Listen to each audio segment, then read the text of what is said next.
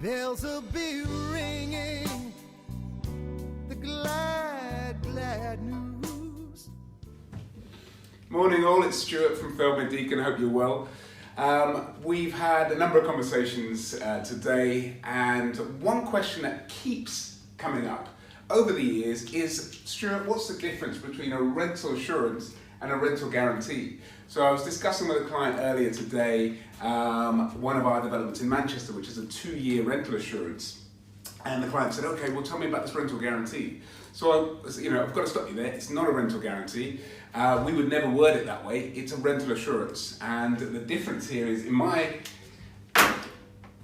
experience over the years, the rental guarantee, if it's worded like that, would suggest legally that the developer or the management company have X amount of funds sat in a separate account, squirreled away for rain or shine to deliver the return. So let's say, for example, a 2-year rental guarantee at 6%, okay, means that the developer or the management company, whoever it is, would have 12% for you sat aside in a separate account. Now, nobody does that, and they won't do that. And if they had an extra 12% per apartment, things would be slightly different.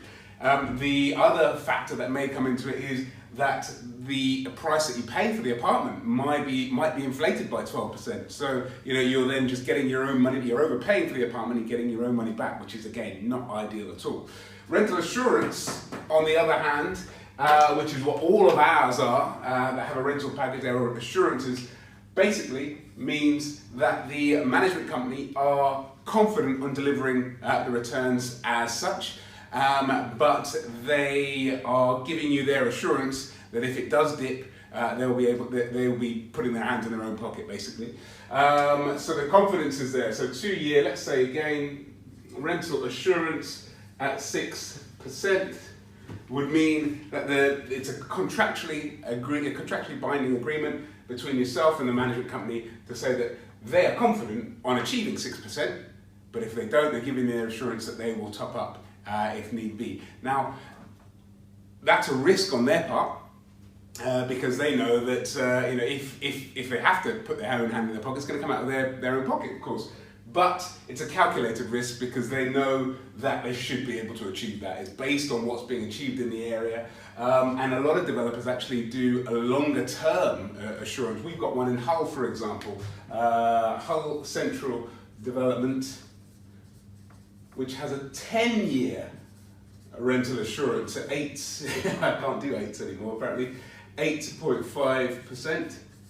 10-year rental assurance, and the reason that they do that is because, again, they're confident of filling the development from day one, but if they don't, if they have to wait for a bit of a maturity period before they fill out the apartments, they know that they will make up for it in the 10 years going forward. So as rents increase, and rents rise every year, they will more than cover themselves on the back end. So if they have to dip into their own pockets for years 1 and 2, for example, to top up, or if they just break even, they know that they've got a long-term agreement in place that they're going to benefit from any uplift. Now, that begs to say, a long-term rental assurance might not be for everybody.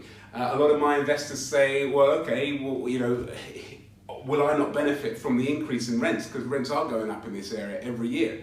And the answer here is no, you won't. I mean, you get the security of owning the asset and not having to worry about the rent. So you're getting X amount fixed per annum for the next 10 years, but you don't get the uplift. The management company will benefit from the uplift.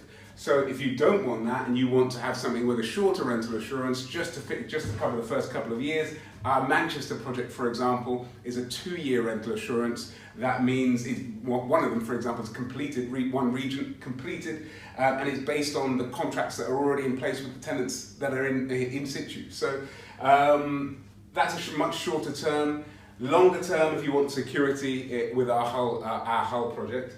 A lot of other questions, a lot of sort of subsidiary questions would be, what happens then if the management company go bust in this time? Yeah, what happens if they fold in year 4, for example? Well, if they do, you would have known that you've done your due diligence, know that you know, the assurance was actually based on what's happening in the area at this time. So you know that you can just pull it out of the assurance and put it onto the local market, and you should be achieving round about what was assured in the first place. So that's the difference in my opinion. A rental assurance is where you should always be. A rental guarantee, I don't like that at all.